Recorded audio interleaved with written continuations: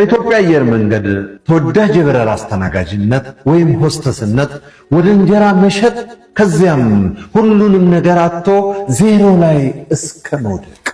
ይህ የቤላ ወይም ቤላሙ የህይወት ውጣ ውረድ ልብ ሰባሪ ስብራትና አስደናቂ ያልሸነፍ ባይነት ጉዞ ነው። በኢሉባቦር መቱ ከተማ ያደገችው ቤላ በአባቷ የቅርብ ክትትል በራስ መተማመንን ተላብሳ ነበር ያደገችው። ነገር ግን በመቀሌ ዩኒቨርሲቲ የጀመረችውን ትምህርት በቤተሰብ ችግር ምክንያት አቋርጣ ወደ አዲስ አበባ ለመመለስ ተገደደች። ገና በ19 ዓመቷ ቤተሰቧን የማስተዳደር ኃላፊነት ትከሻዋ ላይ ወደቀ። በቋንቋ ትምህርት ቤት ሪሰፕሽኒስትነት የጀመረችው ሥራ በእንግሊዝኛ ቋንቋ ክህሎቷ ምክንያት ብዙም ሳይቆይ ወደ ማስተር አሳደጋት። የቤላ ሕይወት ትልቅ ለውጥ ያሳየው በኢትዮጵያ አየር መንገድ በረራ አስተናጋጅነት ስትቀጠር ነበር። በስራዋ ስኬታማና ተፈላጊ ብትሆንም የሥራው ከፍተኛ ጫናና የእንቅልፍ እጦት ይፈትናት ነበር። በዚህ መሃል የወላጆቿ መለያየት ሌላ የልብ ስብራት ሆነባት። ሁለቱንም በአንድ ቤት ውስጥ ሰብስባ ለማስታረቅ ያደረገችው ጥረት አልተሳካም። ይባስ ብሎ ከአባቷ ጋር በተፈጠረ አለመግባባትና በደረሰባት የጥቃት መከራ ከቤት ወጥታ የራሷን ሕይወት እንድትመራ አስገደዳት። በዚህ መሃል እናቷን በፀጉር ቤት ሙያ እንድትሰማራ አድርጋለች። በድፍረትና በራስ መተማመን ብቻ ወደ ንግዱ ዓለም የተቀላቀለችው ቤላ ያለምንም በቂ ጥናትና ልምድ ምግብ ቤትና ላውንጅ ከፈተች። ነገር ግን የንግዱ ዓለም እንዳሰበችው አልሆነም። በንግድ አጋሮቿ ክህደትና ከፍቅረኛዋ ጋር በተፈጠረ አለመግባባት ከፍተኛ ኪሳራ ደረሰባት። ተስፋ ሳትቆርጥ ወደ እንጀራ ኤክስፖርትና ሳሙና ማምረት ሥራ ብትገባም አንዴ ሲያመጣው አያድርስ እንዲሉ አበው እያንዳንዱ ሙከራ በውድቀት ተጠናቀቀ። መኪናዋና ንብረቷን ሸጣ ከጨረሰች በኋላ ራሷን በመጠጥና በከፍተኛ ተስፋ መቁረጥ ውስጥ ተነክራ አገኘችው።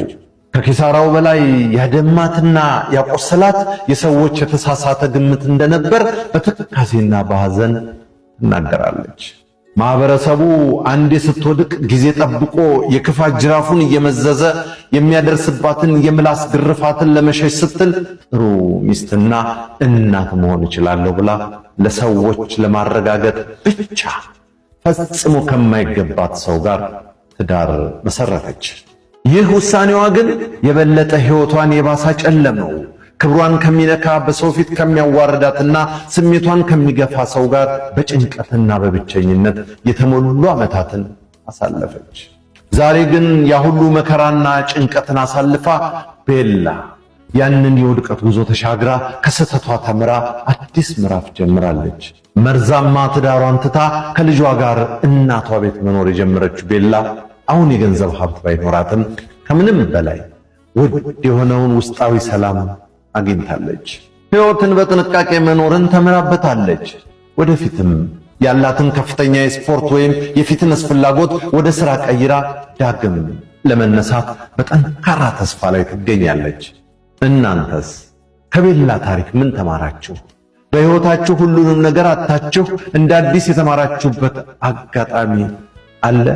በሕይወታችን ውስጥ መውደቅ እንዳለ ሁሉ ዳግም መነሳትም እንደምንችልና በተለይ በ20ና በ30 የዕድሜ ክልል የምትገኙ ወጣቶች ውድቀት ሲያጋጥማችሁ ወደ ተለያየ ሱስ ውስጥ በመደበቅ ዕድሜን፣ ጤናንና ጊዜን በማጣት ወደማይመለስ ተስፋ መቁረጥና ወደ አላስፈላጊ ውሳኔዎች ባለመግባት ነገ ሌላ ቀን መሆኑን አውቃችሁ እልፍ ሲባል እልፍ ይገኛል የሚለውን የአባቶቻችንን ብሂል ሰንቃችሁ ሕይወታችሁን መቀየር ትችላላችሁ ለማለት ነው። ወዳጆቼ ተስፋ የሚቆርጠው የሞተ ሰው ብቻ ነው። አበቃሁ። በለጠ ሸቴ ዘሀገረ ኢትዮጵያ እንዳቀረበው